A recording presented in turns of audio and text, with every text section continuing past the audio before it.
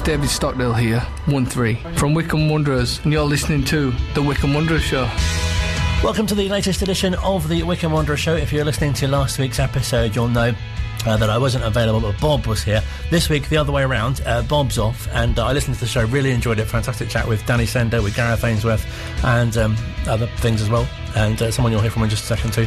And I was very impressed, and I thought I've got to raise the bar this week. I've got to do something to make it just as good, if not a bit better. So coming up in the next hour, we'll hear from the club's Chief Financial Officer, Pete Couhig. Obviously, we'll review last night's game against Ipswich. We'll chat to Dave Ward, who's the manager of Wycombe Wanderers Women, and we've put together a fantastic compilation of some of the highlights of some of the ex-players that we've spoken to so far this season, because, you know, this time of year people like to reflect, don't they, on 2021, what's happened and things like that. And also, on the previous episode of the show, you heard a fantastic chat with Bob and Phil, who of course you probably know as the club's commentator. You may well be have listened to his fantastic podcast Ringing the Blues, which has some fantastic Chairboys content on it, and I thought it'd be brilliant to get him back because he'll have been to the game, I thought, and we could chat about that. Thank you so much indeed for talking to us. Really enjoyed Bob's chat with you last week. It was great to hear. I always like kind of behind the scenes stuff. Yeah, it was lovely to do. It was quite retrospective. You don't often kind of get a chance to look back, really. And as I was talking to Bob, there was some really good memories in there, and you know, a little tear in my eye at points as well when you kind of think back to those times. And you know, some of them feel like a really long time ago now, especially when you go to grounds like Portman Road last night and you think, wow, you know, when I first started going to see Wycombe play, they were in the hospital car park. Now look up. I know. So playing things like Fisher Athletic and Runcorn, and you know, I don't even know where many of these places are. Exactly, you know, and for the vast majority of the club's history, you know, it was in that sort of non-league level. So it's such a wonderful story, you know, and it's great. I've just been texting with a mate of mine who's an Oxford United fan, who's sort of debating with me about the morals of supposedly taking legal action against Derby County. And I was like, well, I remember beating Sutton United and Altrincham in the FA Trophy semi-final. So, you know, that's in my lifetime. That's in the same period of history. But here we are. That shows you what a great club Wycombe is. Definitely, and fantastic to have a game as well after over 2 weeks without one. Yeah, 18 days is a long time at this stage of the season, you know, for everyone, the fans, the players, for us. I was doing my notes before the game and I was like, well, I feel a bit rusty. I feel like I've been pre-season here. I had to make sure, you know, my pen was working and stuff and all the other bits. And yeah, it's tricky because you kind of have to keep track of all the other teams. That are they playing? Are they not? What's going on? Who are their players out injured? And, you know, Ipswich Town have got a new manager and we only played them what feel like about 10 minutes ago back at Adams Park. So yeah, lots of change going on, lots of changes to lineups and things like that. But yeah, I think first and foremost, just wonderful to have a game on and great to be in an old stadium with 26,000 fans there. It was fantastic last night. And over 6,000 Wycombe fans went as well. What was your overall assessment of what you saw? To me, Wycombe looked like a team who hadn't played for 18 days. They were rusty. Where they've been so fluent with the likes of McCleary and when Mehmeti came on in the second half. And, you know, Wycombe have got some really good technical players now. And they looked a little rusty in the final third. The final ball in has been a problem, really, even before this enforced break. The quality hasn't quite been there, which is really frustrating now for fans because Sam Vokes, we all know what he can do. If you put a decent ball into the box, he's going to get it on target and he's going to score quite a few goals. But at the moment, we're not really playing to his strengths, unfortunately. We're not getting the ball in that we need. And for whatever reason that is, I don't know. I think last night they just looked a bit rusty. And it's understandable, you know, an 18-day break at this stage. They've obviously been training and credit to the medical side at Wycombe Wanderers as well because they've been able to play all of these games that have been called off. It's been the opposition. But you can train and train and train. And I think the players would underline this and reinforce this as well by saying you can't replicate a match day situation. And I think the match day situation last night was a really big one because massive crowd, old stadium, a big team like Ipswich Town, and you can train all you like up at Marlow Road. You won't be able to replicate that. And I think Wycombe fell short last night in terms of their match fitness. And quite a shock before kick-off to see that the manager wouldn't be in attendance. Yeah, I think when I spoke to Tubbo after the game, you know, like Gareth is the most positive man in football, and the one positive we didn't want him to have, he returned over Christmas. So, but I think with Wycombe, Gareth and Dobbo, you know, they're like the old married couple, aren't they? They finish each other's sentences, I reckon. So they know what each other's thinking. They were in communication last night as well through the analyst, and they had earpieces in, and Gareth would have been watching perhaps a few seconds behind the live action. But so yeah, that would have been there. I mean, obviously it's a big miss. We're so used to seeing Gareth. He's such a sort of definitive figure on the side of the pitch. It's unusual not to see him there, but Richard Dobson is a more than capable deputy in this situation, and Matt Bloomfield, what a night for him at Portman Road as well. You know, a club so close to his heart, and to be able to assist Dobbo last night, I'd imagine he'd have been making sure Dobbo took at least 15 lateral flows before the game just to make sure that Dobbo had to step down, and Matt Bloomfield could have taken the team maybe. No, definitely, and really nice to see such a mixture of youth and experience, everything from the likes of Chris Farino playing to David Wheeler getting his 100th appearance. Yeah, and you know, Wycombe have got the oldest I think average age of the squad in League One. So it's lovely to see the likes of Mehmeti and now Farino coming through from this development squad. I think that's what they're calling it now, rather than a B team. And it really paves the way for the others in there as well to say, look, there is a clear pathway from playing in this development team and, you know, nearly going to university or playing at step 9 or 10 as those other players were, to being, you know, regular players in the Wycombe Wanderers lineup. And Ryan Tapazoli's picked up a knock, and Chris Farino, he can only do what he can do. When the chances come, he's got to play well. And he played up against James Norwood and Macaulay Bonne last night, two really good strikers in League One. And I thought he had a good game. You know, he would have learnt a lot last night as well. And I'm sure they will be drilling those errors that he did make in in training and looking at the videos and stuff. But I thought he performed admirably, really. And it's great to see. And nice that you got to speak to Richard Dobson after the game as well. Yeah, it's always lovely to chat to Dobbo, because we speak to Gareth every week after every game. So, you know, a change is as good as a rest in this situation. And we don't get to hear from Dobbo anywhere near as much as a man of his sort of ability, especially so lucid talking about the game. He speaks so well about the game, so knowledgeable. It's a shame we don't really get the platform to speak to Dobbo more often, really. But last night was a really good one to bring that in. And after the game, I said to him, you know, this is a game of really fine margins, and Wycombe came out on just the wrong edge of it. There's plenty of these games over the course of the season. I always say to our boys, you're going to have 10 games where you play ever so well and you win. There's going to be 10 games where you don't play very well and you've got to try and not to lose them ones. And then there's 20, 25, 26 that can go either way. And it's one of them games tonight. You know, we could have nicked a point at the end, and I think that probably our second half performance would have merited that. But we weren't quite good enough first half. We weren't composed enough on the ball. We were better on the ball second half, and you know, a lot more territorial possession, but not clinical enough in the final third. We just lacked that little moment of magic or a cross that said score me, and you know, we didn't quite provide either. Was the fact that 18-day gap between matches, has that played a part in perhaps that little bit of quality missing tonight? Yeah, possibly so. There's nothing like playing a game of football, and I think once you get in your flow and the games come thick and fast, it's very easy to build momentum over the course of a season. Once that momentum stops, and you know, we've prepared for each of the two games right up until the last moment, and then you know, it becomes really bitty, and we've had that. So if we'd known we'd have had that period off right at the start, it would have been a lot easier for us to prepare. As it is, you know, you've got everything ready for Bolton, you've got everything ready for Cambridge, and then we lose them, and then you're working on the next one, and it's difficult for the players' mindsets, because your focus is there, you're building up for the big day, and then all of a sudden it's pulled from underneath you, and it's been disappointing. You know, it's going to be one of them things for the next month or so. You know, clubs are struggling a little bit, the world's struggling with it a little bit, so you know, I'm not knocking anybody there. It's just a shame that we have a disrupted season, and it could throw some people off course. Gareth Ainsworth, normally the most positive man in football, got the positive that he didn't want, and he couldn't be here tonight. When did you find out that he couldn't be here? A couple of days ago. So no big deal. We're so in tune with each other and the coaching staff. The chairman wished me well tonight, and I said, look, I can't guarantee a result, but what I do know is that we'll be perfectly fine on the touchline, and we're perfectly fine with our preparation. I've got good people around me, and Lee Harrison and Matt Bloomfield and the like step up, and we've lost our GPS analyst as well. So there's a couple of people that have gone down, but it's something that we're going to have to work through. Gaz will be back within the next week. Fingers crossed that no one else comes down with it, but we've got to get through it, and we're going to have to be adaptable from time to time. No Ryan Saffers-Ollie in the squad either this evening. Was that an injury or illness?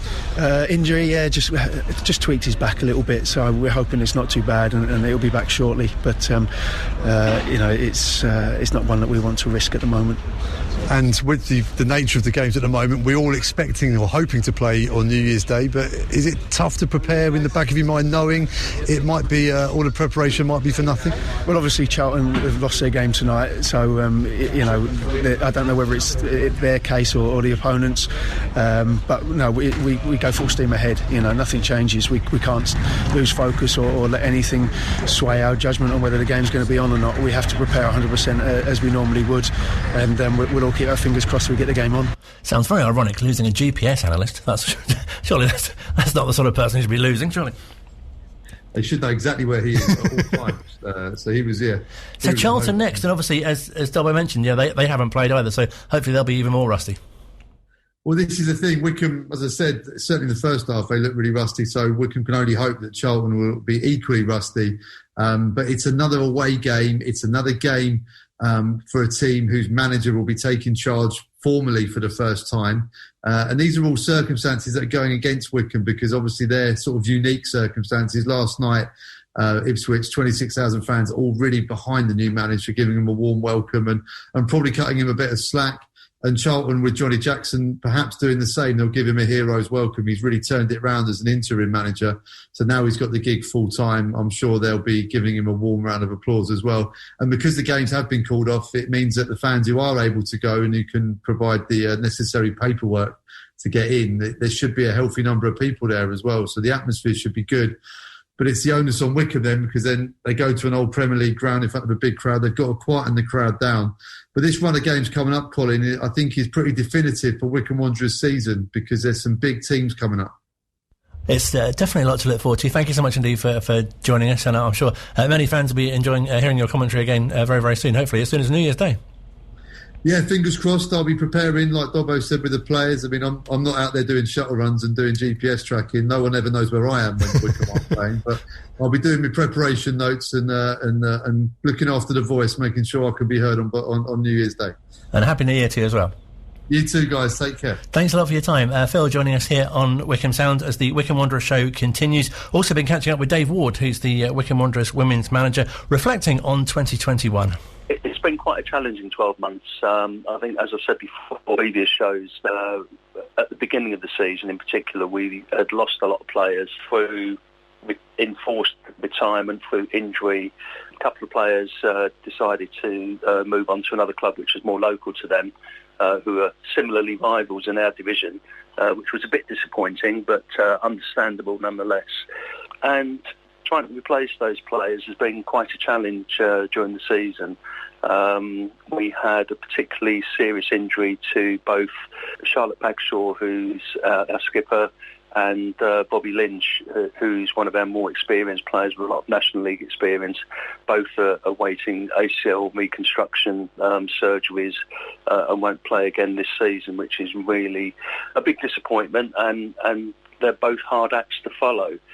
I think the light, or the shining light for us, has been that we've got a very strong reserve team group, and we've got a very strong under-18 group, with the reserves sat third in their division at the moment as we hit the Christmas break, and the under-18s top of their league. What we've done is we've introduced some of the players, particularly under-18s, who have also played well for the reserve team with their experience of senior football for the first time, really.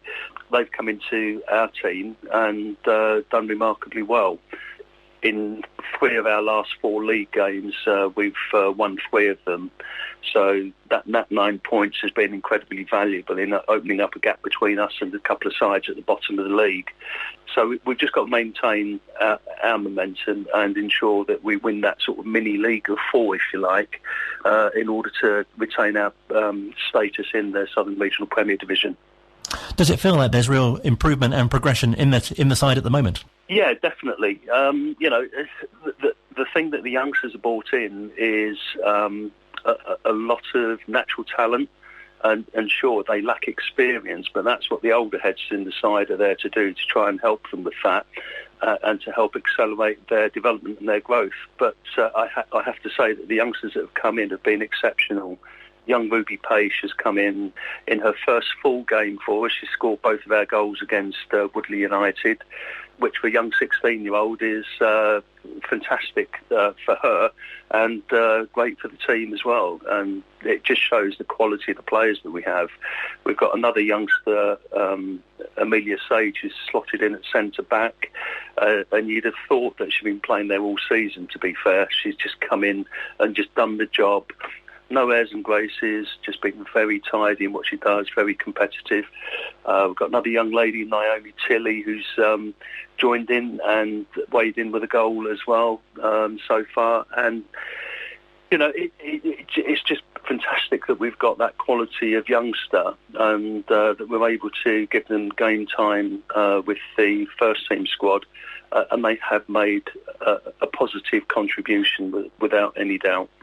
And it's a real great advert for the women's set-up at the club that the reserves and the under-18s are doing so well. Yes, it is. Obviously it's important that the first team do well as well and continue their progress. This season has really been one for rebuilding the squad, but also harnessing the talent that we have within the whole club. And I think that has actually been a good move in terms of consolidating our position, but giving us an opportunity to look inwardly rather than looking outwardly all the time and trying to attract players in. Whilst we could do with a bit more experience from National League levels and above, that's not always possible. And this season we found it very difficult. But to have the talent pool that we do, I think is testament to the coaching staff that we have throughout the club in helping those youngsters develop and progress to first team level. Are there any particular games which really stand out for you in terms of performances? I think certainly Oxford City away when we won 3-0 a few weeks ago was the real turnaround from us. Then we had a fairly hefty defeat over Abingdon Town where we didn't really turn up. We didn't play well at all. We had some of the youngsters appear in that game, but it was probably not the best game for them to start in. But against Woodley United at home, we showed an awful lot of resilience, an awful lot of confidence, and 2-0 probably flattered Woodley a touch, I would say. It was great to keep a clean sheet, but it was fantastic to see us creating so many chances and to see young Ruby Page converting 2 of them. Then the following week we had a tricky encounter against Winchester City. They're another team that blow hot and cold, but when they're on it, they can be a very difficult opponent. We beat them 2-1, and a really good, solid performance. I think if I reflect back onto one of the best performances, although it was a defeat, it was against National League Chesham United in the Bucks and Bucks Senior Cup. We lost the game 4-0, but 3 of their goals came in the last 5 minutes, just because of superior fitness, and we got a bit tired and lost concentration at key moments towards the end of the game. But for the first hour, we kept them out, and we stuck to a game plan. And the discipline and the attitude and application of all of the players on that day was exceptional. I think Ascot, who are doing better than us in the division at the moment, lost 8-1 to Chesham in the next round of that competition. So the fact that we managed to hold them to 4 by having a very disciplined performance should augur well for the final run-in for us for the season. So that was a particularly pleasing game, although the result was not what we wanted. And something else which really stands out this year, I think, it only happened comparatively recently, I know, but you and the team got to go to Adams Park when the men's team were playing and on the pitch at half-time. That must have been so nice for all the players and yourself for the sort of profile of the team as well. Yeah, being part of the Wycombe family, as we are, it's fantastic to be able to get to Adams Park to sort of advertise the existence of the teams and to try and raise the profile. Quite a few supporters that watch the men's team come and watch us on a Sunday as well, and I'm sure they, if they get the opportunity, they would watch the reserve team and the under-18s, and they'd see some very good football. But yeah, being at Adams Park was a good experience for a lot of the players that hadn't been there before. And it was nice for them to sort of walk on the hallowed turf as it is and to experience what it's like to hear the noise of a crowd of about 4,000 odd that day against Bolton. So yeah, fantastic for the players, absolutely fantastic. And I think we've got other opportunities so that the reserve team and the under-18 groups also have the same opportunity to be at Adams Park and on the pitch, hopefully. I'm really pleased, as you say, how the players have risen to the challenge of coping, if you like, with senior players being out with injuries and some of the departures as well. It takes a certain sort of character, because we've been looking at the players and weighing up whether or not psychologically and physiologically they can cope with the demands of senior football, especially as they're growing youngsters. And some of the 16-year-olds that we put into the side had never experienced senior football before until they'd gone through the reserve team this season. Because they'd adapted so well, it meant that actually, technically, they're more than capable of coming into the first team group. They've now felt what it's like to play against senior adult females, so given the opportunity. And I have to say that all of the youngsters that have come in have grabbed the opportunity and done themselves no harm at all in terms of their performances. And have you set the team targets, or perhaps amended targets from earlier in the season for the remainder of the campaign? Yeah, the target really is to make sure we win our mini-league of 4. We think most of the teams above us are probably uncatchable now, but it's making sure that we minimise any losses against those sides and give them a scare and maybe pinch a point here and there. But it's to ensure that we're ahead of Winchester, Oxford and Woodley, and that way we sit healthily mid-table, and we can then go on and build on the foundation of this season for next. So that's the real target from us. We've only actually got one more game against the team that is below us, and that's Winchester City away. Not sure when that's been played. I think it'll be February time. But our first 3 games in January are all against the top 3 sides. So, it's quite a daunting challenge. But, the players will be coming back refreshed after the Christmas break, and I'm sure they'll relish that opportunity to go and see if they can upset a few teams above us. No, we look forward to following the team's progress. Thank you so much for your time, and I wish you a Happy New Year as well. Brilliant. Happy New Year to you too, Colin, and to everyone involved at Wycombe. Thanks ever so much. Online, on Radio Player, and on 106.6 FM. This is Wycombe Sound. Still to come on this week's Wycombe Wanderers show, a fantastic compilation of some of the ex-players, thanks to the Wycombe Wanderers Ex-Players Association, that we've spoken to so far this season, ranging from Les Merrick to Danny Sender, with a bit of Paul Hyde in between as well. I must say a big hello to Jane as well, who left us a message over the Christmas holiday, wishing all of us here at Wycombe Sound a very happy Christmas, thanking us for all that we do, and also thanking us for the Wycombe Wanderers show as well, which is a real pleasure to be able to do it. Bob not with us this week. We're both back next week, you'll be pleased to know. But trying to put on something a little special for you for the Between Christmas and New Year episode. We've been speaking to the club's Chief Financial Officer, Pete Couhig, talking all things including transfer window and how things have been at the club overall. But started off with news of how he spent his Christmas day. Well, it was interesting. So I had my family in town, and my dad and his wife were in town. My flat is not big enough for all of us. Gareth's house is getting renovated, and so he didn't have room for everybody. And so we decided to have a Christmas dinner over at the Woodlands Lounge at Adams Park, and it was fantastic.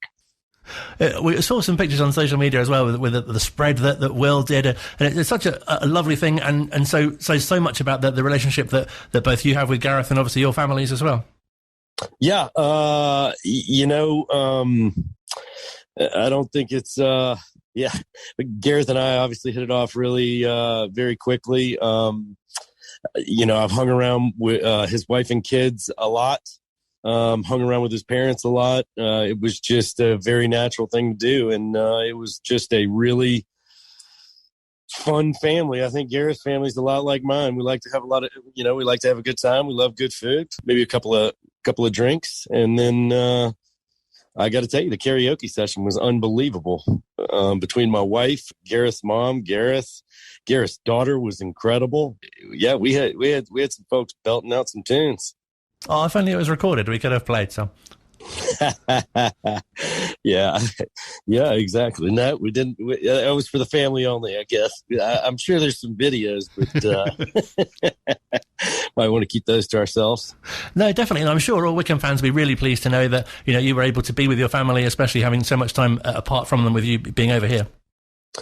Yeah, it's been 2 years exactly. My wife and kids were here the last time, Christmas, right before COVID happened. Haven't been back since, and so it was. I got to tell you, it was a little nerve-wracking leading into it, whether they should come or not. But it was very important for us to be together for Christmas. We knew we could take as greater precautions as we could, while still understanding that it's Christmas, it's family, and sometimes the risk is worth it, and it was. No, that's really nice to hear. Obviously disappointing that Gareth had to miss last night's game because of picking up COVID-19, and hopefully, obviously, wish him a speedy recovery. And I was reading that he doesn't have any symptoms, which is great news. Yeah, it's pretty crazy. We test nearly constantly. Look, I've been looking at 2 years of testing with a large group of people. It was really interesting, this new Omicron. You can test negative on a lateral flow one day, positive the next day, negative the next day, and then that PCR picks it up a little bit longer than that. The good news is that anybody that we've had that has had a positive lateral flow, nobody's had any symptoms whatsoever, which is honestly a little bit bizarre to me, but I don't know if you've seen the Spider-Man meme, but I feel like I'm right in the middle of it. No, definitely. Hopefully you and your family are all well as well. Yeah, it was a little bit nerve-wracking over the last 24 hours because they left today, and so you have to do your fit-to-fly test. You have to get approved by the airlines. We did all that stuff yesterday before we left for Ipswich. Didn't leave until we had all the negative tests, and loaded everything up in the Verifly app, and they were approved. But to be completely honest, I was nervous until they were in the air. Fortunately, about an hour and 20 minutes ago, they were. Oh, fantastic. That's really nice to hear. And also, obviously, great that football was able to continue yesterday as well, because I guess people had everything crossed that there would be a game on at Ipswich. Yeah, I got to tell you this. It was very disappointing to lose yesterday, but Portman Road, Ipswich, they had 26,000 people there. It was, it's what everybody wants with holiday football, a big match like that. I just wish, we played Ipswich twice, and this is crazy, but in both matches, we have somehow, even the one we lost 4-1, we had the lead on XG. Which is the expected goal stat. But as everybody knows, you don't get any goals for expected goals. You just got to stick the biscuit in the basket. And we unfortunately did not do that last night. So that kind of stuff happens. It's football. But pleasing that the game was so close as well after, playing Ipswich recently as well. It was a bit of a different score. Yeah. I got to tell you, it is very interesting to me. Nobody wants to lose to Wycombe. So to go to a place like Portman Road where you got 26,000 people there, and second half was, this is one of those perplexing things, we had a team, and I always say it, everybody complains about time wasting, but everybody who's winning in the history of this game has time wasted to some extent. And sure enough, you saw it last night. It was 1-0, massive club like Ipswich, feeling as though they've got to, time waste a little bit against Wycombe with a 1-0 win. And I saw it. Everybody sees it, and I don't think Wycombe fans will complain about it, but I don't think we complain about it as much as most people. But the funniest thing to me was every chance those Ipswich fans got. They throw in the same old Wycombe, always cheating. And it's just, it's comical, really, because I watch a lot of football, and I think maybe probably a lot more football than most people out there. And I think maybe because I'm an American fan who has just been more of a neutral in most matches that I've watched, I don't watch with a jaded eye as much as maybe, those 26,000 supporters did last night at Portman Road. But it is a little bit perplexing to me how those tropes like that can just live on. Do we do it more than other people? No, I don't think so. But I think we've just over time developed a reputation over a few incidents that, and also, it's just, we'll do anything that it takes to win. I can promise you that. Everybody will do that. And one of the things about the time waste, and if anybody ever get in a conversation with, I generally ask if somebody starts complaining about time waste, and I ask them when's the last time they played 90 minutes and ran 11 or 12 kilometers, because a lot of times, those guys are just trying to catch a breath. It is a very difficult game to play. And, there are very few people in this world that can run for 90 minutes and not have to take a breath. In fact, I think there's zero. Even James Milner has to lean over every once in a while and catch his breath. But it is what it is. I find it part of the entertainment of English football, the fact that they'll just yell anything. It's part of the entertainment for me, really. No, definitely. As you say, it's quite sort of quirky in a way, isn't it? That other fans, rival fans. I think a bit of it's sort of jealousy, isn't it? I don't know what it is. The funniest one to me was Plymouth a few weeks back. They were complaining about time wasting before the ball even kicked off. So we've reached the halfway point in the season. I was reading on the club's social media that, just to point off where we were at the point of the season where we got promoted. So is there a really good feeling around the club that something special could be happening this year as well? Yeah, well, honestly, we're probably a few points behind our target for the midway point. I think, the matches that we've lost, most of them walking away from it, it's kind of hard to believe we didn't drag a point or if not even a win in a couple of those. So I'm not going to say we're where we want to be, but we're pretty close. And considering the schedule we've had with 8-9 away matches against top 10 teams and having those guys at home puts us in a good spot for the rest of the year's run. So very excited to go into the January window and hopefully pull off a few wins here and just keep tracking out, because it is a very difficult year in League One. The level of competition this year, I've been watching this game for a long time. League One seems about as good as it's ever been, and it just keeps getting better. And it's not just because we have these massive clubs like Ipswich and Sunderland. It's because teams like us, teams like Accrington, these small clubs who have smaller budgets are figuring out ways to compete against these teams that just spend, honestly, more money than they should. And you mentioned the transfer window just around the corner. I'm sure Gareth identified his targets. How does that work? Does he come to you with a shopping list, or is it more of a sort of a sort of all sit around a table sort of approach, or what are sort of behind the scenes at the football club for the transfer window?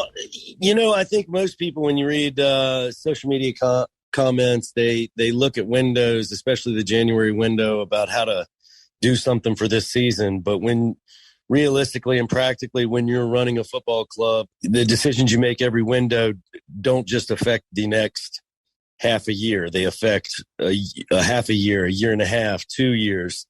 Anytime we bring a player in, it's under a multi-year contract. And so there is a very serious planning process that we have that takes place we meet constantly to discuss where we're at, what our depth chart looks like, what it looks like going into next year. Certain things that we need to do with our own players during January windows that the rules allow for as far as contract extensions and stuff like that. So it is, do we look at it how we might be able to strengthen or what we need to do for the rest of the year? Yeah, obviously. But I will say this, during those meetings, everyone from the beginning of the year to right now, we have felt extremely confident in the team that we've put together for this year. And typically the only thing that makes us think a little bit are injuries that happen, availability, a bunch of different ways that we look at historical availability and projected availability. And so that we can see if we need to cover. And we got a little room, but it's also with COVID, there's some questions as to, do big clubs actually want to loan people out right now when they could be forced into using their 23s in league matches? Does anybody really want to get rid of players right now because everybody's going to want the maximum amount of depth that you can, considering how we've seen this testing regime affect availability on a day-to-day, on a match-to-match basis. And also something that's really stood out this year, especially, I think, is that the young players that the club are producing and really nurturing. You think of Anis and TJ especially. Yeah, but it also goes to show how good our team is, because let me tell you this, TJ has been on fire in training. He's been on fire in development matches. And it is just extremely difficult for some of these young guys to get minutes right now because the level that everybody is playing to is phenomenal. But I can promise you this, they're pushing. And so it's everybody knows how much I love the development squad, and I want to see those guys play. But I also want to see, our veterans, our older guys, work their butts off to keep them on the bench, because that type of competition is what's going to raise the level of everyone. And so to see young guys like, look, Chris Farino last night stepping in for Taft was amazing. It really felt like he won every single head ball, every single aerial duel. So to see him, when these guys are getting chances, it's not just filling in the gaps. It is because they've earned them. Every one of the young lads that's got his shot has proven he earned it and deserved it. So I love having this deep, big old squad, but part of me is a little bit, feels a little bit bad because I remember being a young guy on a team trying to work my way into the minutes, and how difficult it can be because you've got those older guys that, and the veterans that those coaches trust so much. So, professional sports isn't easy. And, but with the positivity, with the encouragement that everybody gets from their teammates, I think in a lot of other situations, we might have some upset guys, but everybody's in the same boat. We're all rowing in the same direction. Everybody knows Gaz and Dabo have extremely difficult choices every match. And so we all have the same goal, and that is to be in the championship next year. And so whatever it takes, everybody's willing to do it. And a special mention for David Wheeler as well, who made his 100th appearance for the club last night, tweeting today how proud he is and how fortunate he is to have found himself at the club, and talking about the positive environment throughout as well. Yeah, it's really good to see. Wheels is such a great player, and he's a perfect example of, that Wycombe player that's willing to do anything for the team. He's probably played 3, 4, 5 different positions for the team over those 100 matches. He also happens to be my mom's favorite player. Every time he gets on the pitch, my mom is just so excited. I think it's because he's a pretty good looking dude and he's a great footballer, but the combination of the two definitely has my mom watching out for him every time. That's a new design for a t-shirt, I think.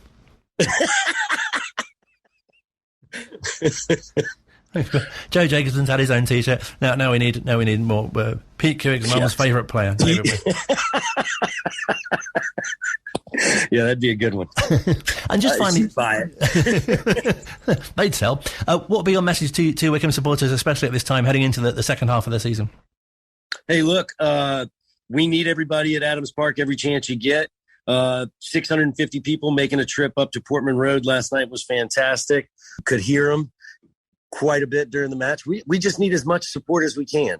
because the boys are playing incredible football, and everybody knows that when those Wycombe fans are cheering and rooting them on, they can raise our boys' levels. We've seen it at the end of matches almost all the time over at Adams Park. And so we have actually an incredible schedule. We played 8 or 9 of the top 10 teams away. So that means from now until May, we've got those matches at home, and those are massive matches. And so, what can Wycombe fans do? The ones that always show up, keep showing up, sing louder, and invite friends, bring friends, because the more people that we get in there consistently, the more it'll help us fight the acoustics of that away end at Adams Park, which normally, thank goodness, our boys on the pitch shut up pretty quickly. And so we just need to pack the park, get excited about Wycombe football. It is, I think the last couple of years have been easily, some of the best teams that have ever been played at Wycombe. All of the new stuff that we have at the stadium is making, and our improvements that happen from match to match. It's just a really fun experience every time out at Adams Park. You never know what you're going to see. There's always quality entertainment. So we just wish more people came, and those that do, we wish, we're even louder. Really appreciate your time, and I wish you a very happy New Year as well. Cheers, Colin.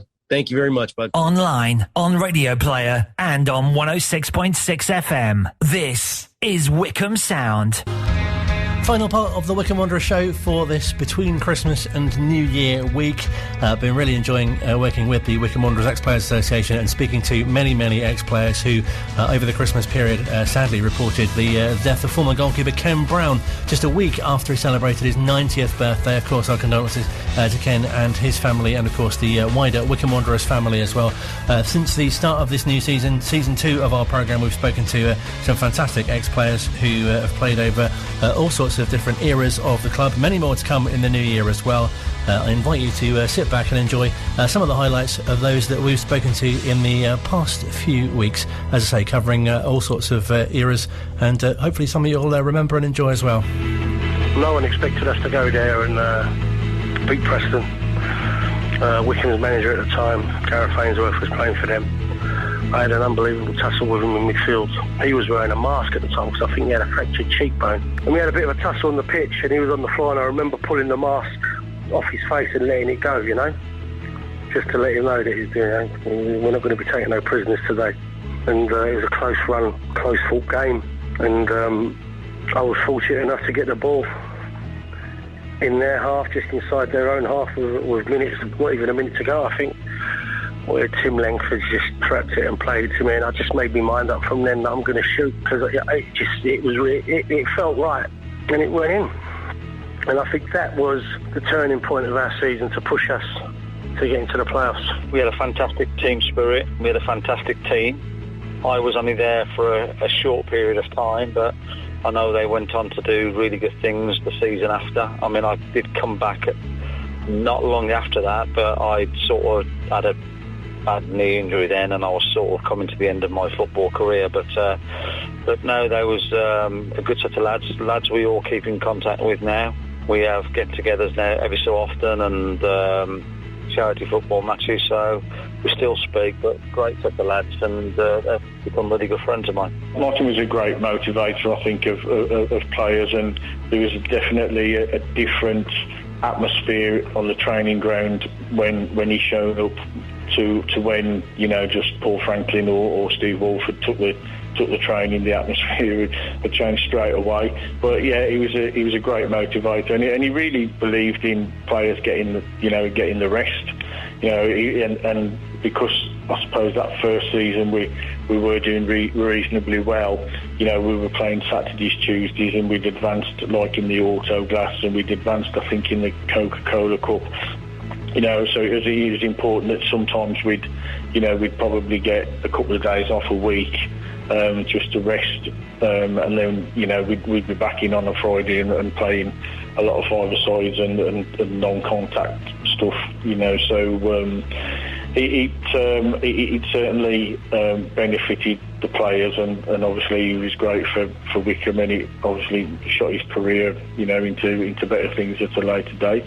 Even when we lost that game, which was a horrendous loss in the end, 8-3 or something to Aston Villa, we played like Barcelona in the first half. We were absolutely murdered them, and they were. I think if Nathan Tyson had have stayed on, we would have got more. We would have ended up. It was 3-1 at half time, or even 3-0 to us. And they came back. The referee sent off one of our players, gave them the most dodgiest penalty you've ever seen, and then everything went wrong, and they just ended up getting all these goals. But it was still a game that sticks in my memory, because the next game, people were saying, "Oh, you've got to tighten up defensively." Well, we went off. Anyway, we went off and we won 4-0 away from home, you know. And that was the type of team we were, you know. I always encouraged attacking football. Oh, and there was another great game where I think Russell Martin scored in one game when we lost 5-4 at home. The highlight would probably get into the semi-final of the trophy in '83 as well, and that was a great run, and there was a real optimism of getting to the final, and we went to Altrincham and drew 1-1.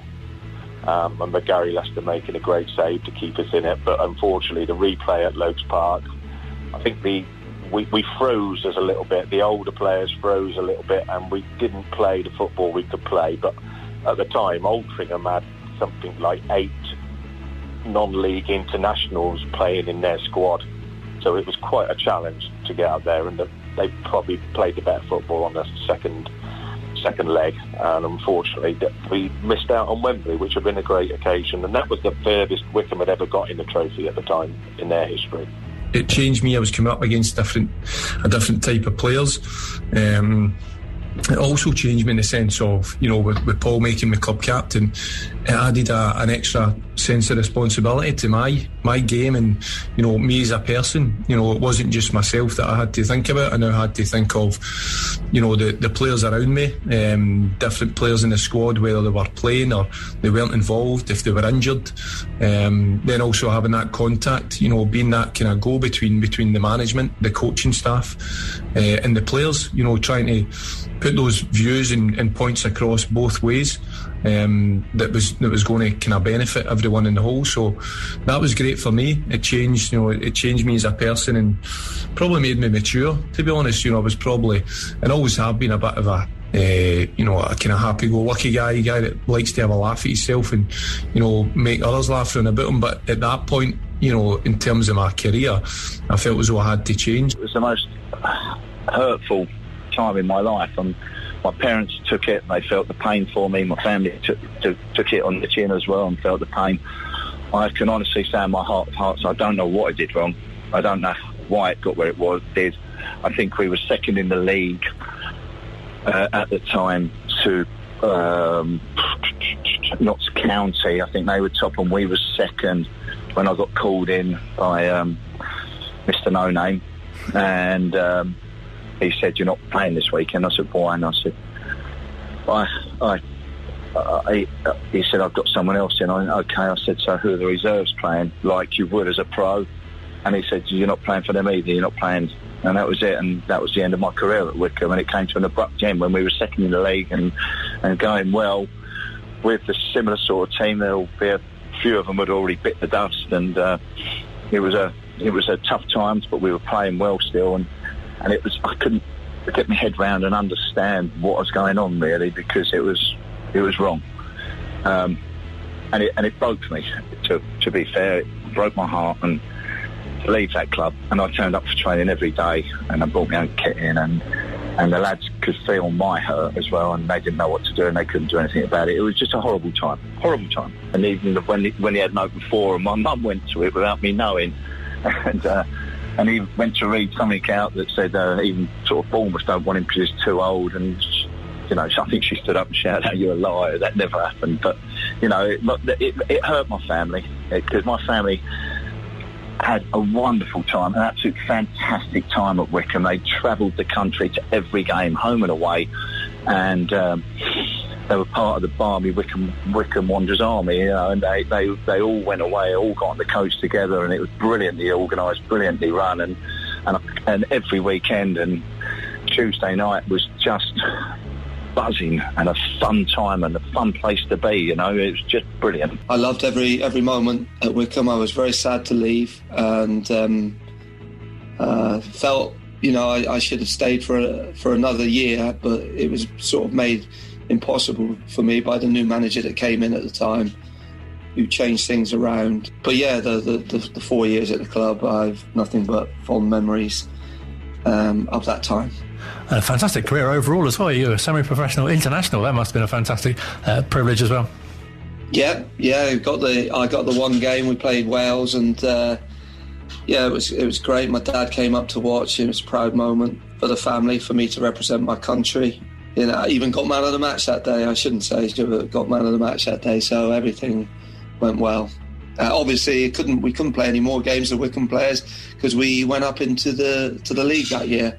So the year after, we were all banned from playing because we were league players then. We went to Burnham Beeches, trained just like what probably England do or the top teams do on the FA Cup day. And, treated fantastically well. You trained in the morning. We didn't know the team. I know what Martin spoke to me. And there was me and Smudgy Smithy, and we didn't get picked. But I played up to probably about the quarterfinals, and then I think signed Scotty, and I think I got injured, and then he got in, and it's just the way it works. And at the time, you're just gutted for your family, and your chance to play at Wembley, it's like a dream. And this was just the start, really, of Wycombe. I think their dominance. I even remember the next day thinking, I don't even want to go on an open top bus, because when you haven't played, I was pleased for the lads. They won the game, and obviously Keith Scott and I think Westy scored that game, and it was a great day. You know, a lot of fans there. It was great, open top bus. But when you've not played, this is the other side of football, isn't it? You know, it's not always roaring success, and as you've had a longer career, you realise there's a lot of ups and downs in football, and I'd love to be here saying, yeah, I scored the winner at Wembley, you know, but it weren't to be, and I probably wasn't good enough to be in that team at the time. The biggest and best games that I played for Wycombe was Gravesend and Northfleet away in the FA Cup second round. We lost that game. I had a blinder in that game. And another good game that I can remember at the moment was Spennymoor in the FA Cup, FA Amateur Cup. That was the third round. We lost 2-1 away following a 2-2 draw at Lokes Park. And the attendance in the replay at Spennymoor was 4,902 people there. Yeah, that was for them. And they were only a relatively small northern side. The game at Spennymoor was quite intriguing, really, because we had to travel up overnight by train. And when we got there, the ground was it built on an old slag heap, the ground, and all corrugated tins round it, and all rusty it was round the ground. And after the game, we had a bath, we didn't have showers then, we had baths, and the bath was inside there, and these tins came down on the outside, and they were all rusty at the bottom. You were seeing from the bottom, and all these girls got down cheering us all in the bath there. We were. That was quite funny, that was. I remember playing, I think we got through to Hendon, where we were eventually beaten, but the match that should never have been played, because it was absolutely muddy, and I know Ian Rundle actually was really he was very saddened by the fact that he actually broke somebody's leg because it got stuck in the mud there. So that should never have been played that day, but it was a great cup run, and obviously, good for the town as well, I think. The thing I found about Wycombe was that you not only joined the football club, you made some good friends. I've got friends that last to this day. A particular friend of mine was Dennis Syrett and Jimmy Truitt. And after the game, we used to have a meal, and then perhaps spend the evening together having a drink in the pub before we go home, something like that, you know. I don't know whether that happens today. Probably not. I sat in a hot bath. Mask will probably tell you. And I got in the bath, and it was absolutely baking. And I sat there up at the, it doesn't happen now, does it? But I sat up, in water up to my neck. Mask said to me, "What's it like?" I said, "Lovely, absolutely fantastic," because obviously underneath it was cooler. He hopped in. It was absolutely burning me. The water was so hot. Oh dear, I couldn't stop laughing. But anyway, that's the sort of stupid things that I did. But there we are. The last game of that season, we stayed up when we beat Lincoln away, and I was lucky enough to manage to put the ball in the box for Paul to get his head on. So I think that one really sticks out in my mind. And I think there was a couple of hat-tricks that I scored at Adams Park as well. So, I mean, my memory's terrible, so I forgot a lot of them. But sometimes you see sort of little highlight reels and you see some goals you scored. But no, probably the hat-tricks sort of, stay in my mind. When I go back to watch a Wycombe game, it is for me going home. I've got lifelong friends, in the likes of Steve Brown, Darren Curry, Roger Johnson, Keith Ryan. I go back and there's familiar faces. So for me, the best way I can describe Wycombe is home. And it'll always be that way for me. It's a special, special place, which, I grew up not just as a footballer, as a young man. And the club has got, a lot to do with all the happy memories that I had as a young man growing up. So, yeah, a very special place for me. Well, I hope you enjoyed listening to that as much as I did. I must say a big thank you to producer Luke for helping to put that together, and a big thank you to the Wycombe Wanderers Ex-Players Association as well. We'll be chatting to more former Wanderer stars in the new year as well. Join us next week. Bob and myself back reviewing, hopefully, the Charlton game on New Year's Day. I wish you a very happy new year and enjoy the rest of your night.